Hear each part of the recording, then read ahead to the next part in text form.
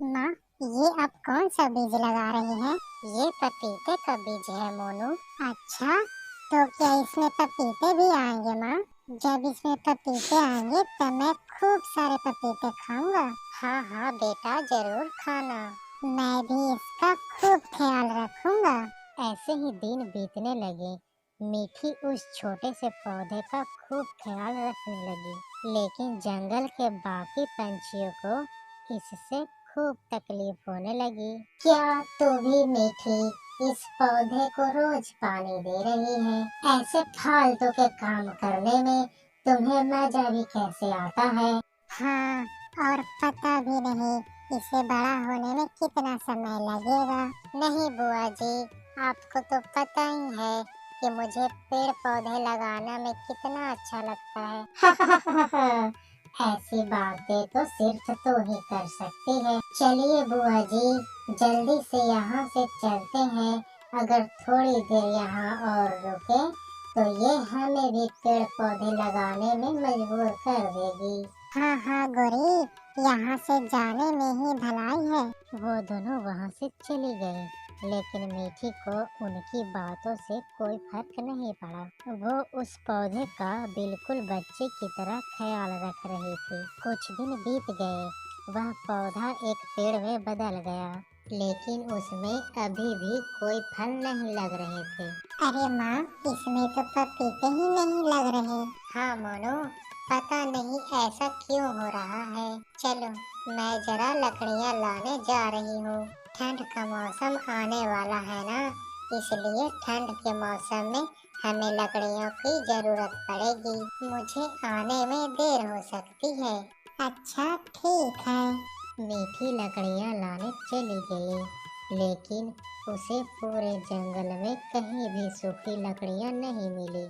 इसीलिए वो थोड़ी और दूर चली गई। बड़ी मेहनत के बाद उसे कुछ सूखी लकड़ियाँ मिल गई। वो बहुत सारी सूखी लकड़ियाँ लेकर अपने घर आ गई। लल्लू जी, ठंड की तैयारी करनी है या नहीं, या ऐसे ही घर में पड़े रहना है? मैंने सुना सूखी लकड़ियाँ तो बहुत दूर मिलती है। अरे उतनी दूर कौन जाए, हम यहीं से पेड़ काट कर लकड़ियाँ ले लेंगे। तभी वहाँ पर गोरी की माँ आ जाती है। गोरी, अरे ओ गोरी, देख बेटी, तेरी माँ आई है। अरे माँ, तुम? हाँ, अरे सासू माँ, आप यहाँ क्यों आई है? क्या कहा?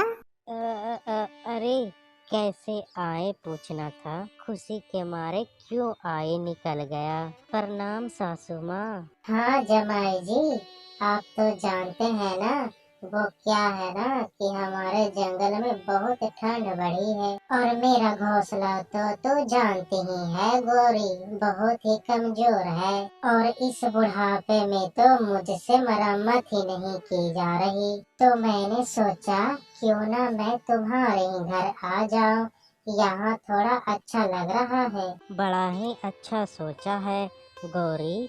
अब मम्मी को अच्छे से ख्याल रखो, उनके लिए पुलाव बनाओ, कल सुबह मम्मी जाने वाली है। अरे नहीं नहीं जमाई जी, मैं तो पूरी सर्दी आपके घर में रहने आई हूँ, आप चिंता ना करें। क्या पूरी सर्दी? हाँ मम्मी, तुम पूरी सर्दी यहीं रुको, मैं भी यही कहने वाली थी। वैसे भी तुम्हारा वहाँ ख्याल रखने वाला कोई भी नहीं है। यहाँ पूरी सर्दी लल्लू जी ख्याल रखेंगे तुम्हारा। क्या मैं? हाँ हाँ हाँ, क्यों नहीं। अरे इस गोरी के साथ साथ इसकी माँ की भी इच्छाएं पूरी करनी होगी। सुनो गोरी, हम इस पेड़ की कुछ लकड़ियाँ तोड़ लेते हैं। हाँ हाँ चलिए, अभी तोड़ देते हैं। वो पेड़ को तोड़ने ही वाले थे कि तभी वहाँ पर मीठी आ गई। अरे अरे, आप ये क्या कर रहे हैं? क्या मतलब, दिख नहीं रहा हम ये पेड़ तोड़ रहे हैं? लेकिन यह पेड़ आप क्यों तोड़ रहे हैं? ताकि अच्छी अच्छी लकड़ियाँ मिल जाए और उसे जलाकर हम ठंड से बच पाएं। तो आप दूसरी लकड़ियाँ ले आइए, मैं आपको यह पेड़ नहीं तोड़ने दूंगी। क्या? अरे ओ चिड़िया, तेरी हिम्मत कैसे हुई हमें रोकने की? गोरी, अगर तुम यह पेड़ तोड़ोगी तो इससे हमारा ही नुकसान होगा। अच्छा हुआ जो मैंने देख लिया, वरना तुम तो यह पेड़ तोड़ ही देते। आपको अगर सूखी लकड़ियाँ ही चाहिए तो जंगल के बाहर बहुत सारी सूखी लकड़ियाँ हैं, आप वहाँ से जाकर ले आइए। अरे गोरी, चलो यहाँ से, ये चिड़िया हमें पेड़ तोड़ने नहीं देगी। लल्लू गोरी को लेकर वहाँ से चला गया। इस मीठी की बच्ची के तो मैं नहीं छोड़ूंगी। अब मेरा मुंह क्या देख रही हो? जाओ, जाकर दूसरी पेड़ से लकड़ियाँ तोड़कर ले आओ। हाँ हाँ ठीक है, जाता हूँ। लल्लू अच्छे से पेड़ देखकर उसकी कुछ डालियाँ काट लेता है और वो लकड़ियाँ लेकर अपने घर चला जाता है। रास्ते में वह नदी पार कर रहा था, तभी उसकी लकड़ियाँ नदी में गिर जाती है। अरे यार, यही होना बाकी था। अब तो मैं यही लकड़ियाँ लेकर जाऊंगा। अब मैं दूसरी लकड़ियाँ नहीं लूंगा।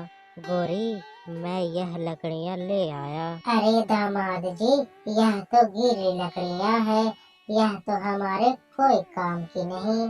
अच्छा, तो क्या यहाँ सूखी लकड़ियाँ रखकर मेरा ससुर गया था? क्या कहा? मेरा कहने का मतलब था कि अब सूखी लकड़ियाँ कौन ढूंढे, इसी से काम चला लो।